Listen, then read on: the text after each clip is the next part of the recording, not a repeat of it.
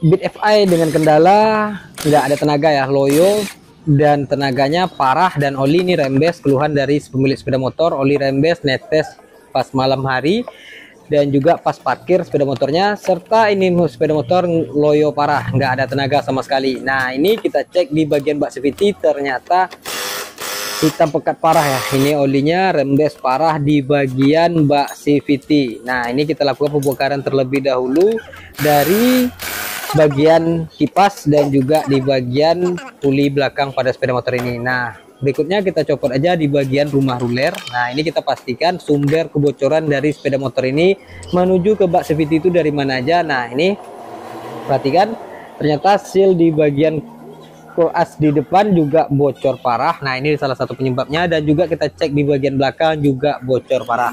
Nah jadi buat abang-abangku punya keluhan dan kendala yang sama mungkin di sepeda motor Matic-nya, baik itu Yamaha Matic, Honda series, dan juga Matic jenis lainnya.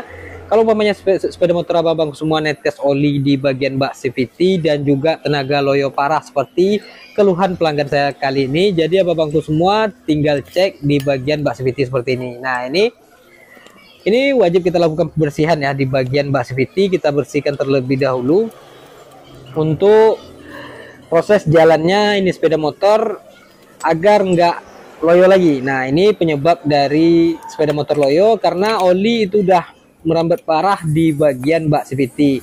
Nah beltingnya ataupun fan belnya itu udah berlumuran oli parah, dan serta di bagian puli belakang dan juga bagian rumah ruler, kipas, dan komponen lainnya juga udah terdampak oleh oli. Nah jadi ini kita lakukan pembersihan bersih total di bagian bak CVT. Nah ini adik-adik saya untuk melakukan pembersihan. Nah ini kita skip aja untuk proses pembersihannya, lanjut kita ke intinya, yaitu pergantian di bagian seal as dan juga seal as poli belakang. Nah ini kita bongkar. Cara pelepasannya seperti biasa, seperti video-video saya sebelumnya, yaitu kita tinggal ketok menggunakan obeng kecil seperti ini, gunakan paku juga bisa. Nah kemudian kita tinggal congkel. Nah seperti ini ya, kita congkel, jangan sampai asnya terkena sama ujung dari obeng-obeng abang-abangku semua kalau umpamanya lakukan pembongkaran seperti itu. Nah ini lanjut di bagian belakang juga kita gunakan tang spi, baik itu yang jepit ataupun yang ngembang juga nggak apa-apa, yang buka. Nah ini jangan sampai dicongkel ke arah as ya, karena di sini sealnya agak tipis, jadi kalau umpamanya ke dalam menyongkelnya nanti as poli belakang itu bisa baret ya, as poli belakang nanti bisa baret kalau umpamanya abang-abangku semua nyongkelnya arah dalam karena sealnya tipis. Nah ini kita lakukan pergantian yang baru, ini sealnya, seal as dan juga seal as polinya itu kita gunakan merek Motomeru. Kebetulan saya yang ori itu lagi kosong, jadi yang pemilik sepeda motor ataupun konsumen saya minta pasangkan yang ini aja. Nah ini biar nggak lama karena mepet waktu katanya. Kalau untuk mencari seal yang ori yang biasa saya stok itu agak lama karena jauh tempat belanja ataupun spare part dari bengkel saya. Nah ini kita lanjut melakukan pergantian. Nah ini seal poli belakang, seal as poli maksud saya yang baru.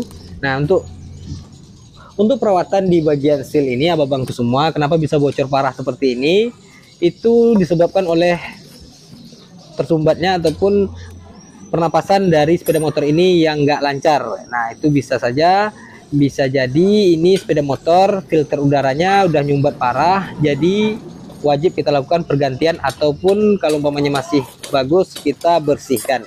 Nah ini untuk pemasangan saya gunakan oli.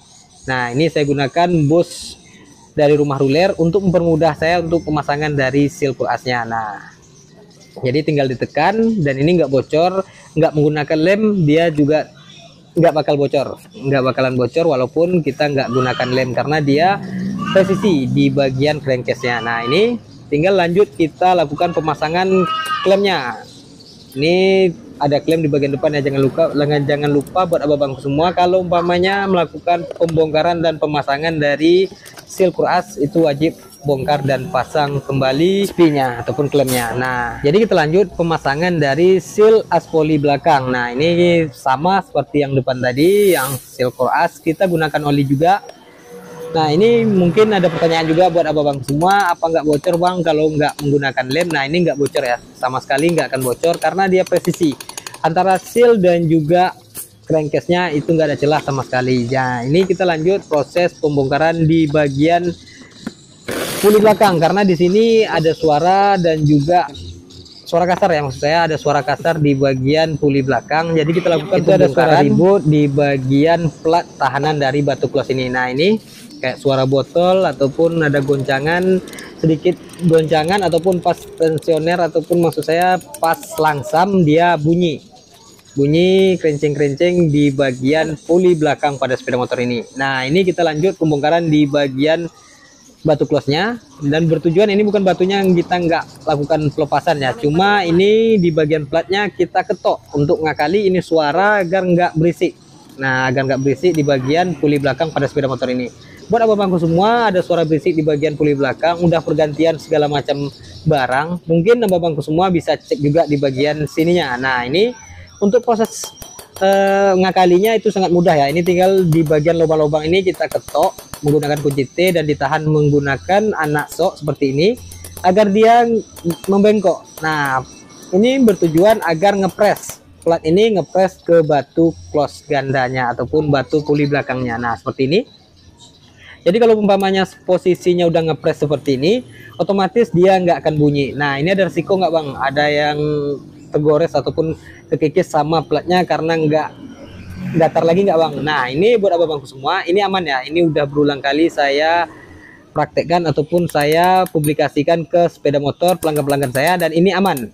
Nah, ini nggak ada risiko bunyi lagi dan ini cukup mudah, nggak perlu direng-reng. Dulu saya juga pernah gunakan cara dengan direng-reng ya, dikasih reng agar dia ngepres. Nah, itu lebih rumit lagi untuk proses pemberian reng menurut saya. Jadi kita cukup ketok seperti ini, cukup simpel dan mudah.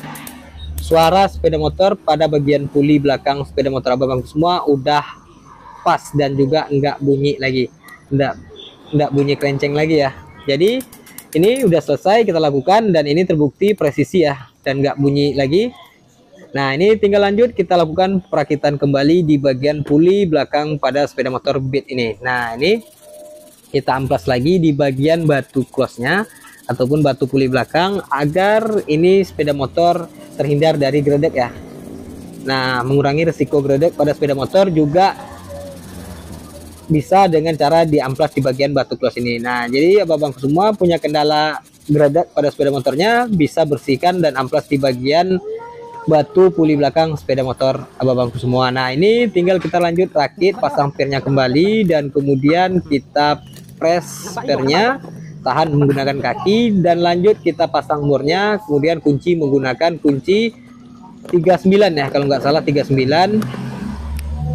Saya kurang hafal untuk ukuran kuncinya, entah 41 entah 39 karena saya cuma paskan mana posisi yang pas antara 41 dan juga 39 pada anak kunci sok khusus puli belakang. Nah, ini lanjut kita rakit kembali sepeda motornya. Ini udah cukup, ini udah bersih, semuanya udah bersih, fanbelnya juga udah bagian fanbel semua udah bersih. Ini di bagian rumah ruler juga udah bersih, kinclong. Ini nggak kita lakukan pergantian karena di sini kasusnya cuma kebocoran di bagian bak safety pada sepeda motor ini. Nah, ini yang menyebabkan sepeda motor ini loyo parah ya. Jadi ini keluhan dari pemilik sepeda motor saya, keluhan dari pelanggan saya maksud saya. Nah, ini fanbelnya udah kita bersihkan juga dan kemudian kita pasang kembali. Ini bekas-bekas olinya udah bersih juga ya, saya gunakan air. Untuk fanbel babangku semua jangan gunakan bahan bakar ataupun pertalit, bensin dan jenis lainnya untuk melakukan pembersihan di bagian fanbelnya karena resikonya nanti ngembang dan juga mudah putus, rawan putus ya, karena karet itu bertentangan sama bahan bakar. Nah, ini lanjut kita lakukan pemasangan puli belakang seperti biasa. Ini kita tekan dan juga fanbelnya pastikan masuk ke bagian paling puncak di dalam. Dan lanjut kita pasang ring, kemudian murnya, dan tinggal kita lakukan penguncian di bagian kipas. Nah, ini ditekan di bagian rumah ruler agar rulernya nggak bergerak. Nah, kemudian mur di bagian belakang 19, 22 di bagian as per as. Nah, itu untuk kunci-kuncinya. Di bagian depan 22, di bagian as poli itu 19. Jadi ini udah selesai ya, ini udah mantap. Tinggal kita lakukan pengamplasan di bagian fan belt yang bertujuan untuk proses agar nggak terlalu bunyi ya di bagian fan belt, karena hempasan dari fan belt itu sangat berisik buat sepeda motor Matic. Itu juga abang semua, kalau umpamanya punya keluhan suara yang agak kasar di bagian fan belt, itu bisa gunakan cara seperti ini, dengan cara diamplas di bagian pinggirannya, dan pastikan kiri kanan di bagian dalam itu pastikan halus. Jadi ini untuk mengurangi suara fan belt pada sepeda motor Matic abang semua. Nah ini udah selesai dan mantap. Suara kerenceng di bagian belakang juga udah bersih, di bagian fan belt udah bersih, seal core as juga udah nggak bocor lagi, seal aspoli juga udah aman. Tinggal kita lanjut perakitan di bagian bak CVT-nya. Nah ini kita selesaikan perakitan ulang di bagian bak CVT, dan ini sepeda motor udah selesai dan bisa kita serahkan ke pemilik sepeda motor. Semoga video kali ini bisa menjadi ilmu dan juga manfaat yang baru buat abang-abangku semua yang membutuhkan dan keluhan yang sama seperti ini.